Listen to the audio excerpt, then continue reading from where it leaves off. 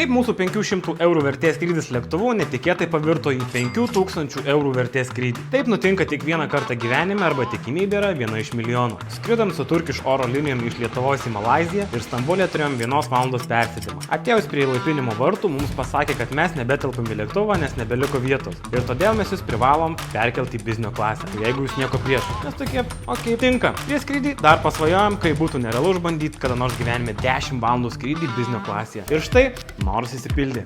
Skrydis truko 10 valandų, už kurių 5 valandas mums išvien nešė visokius patiekalus, užkandžius ir gėrimus. Šefas pagamino keptą ėriuko koją, įpylė 2018 metų vyno iš Prancūzijos ir aš buvau tiesiog apakęs, ką galima gauti 11 km aukštyje.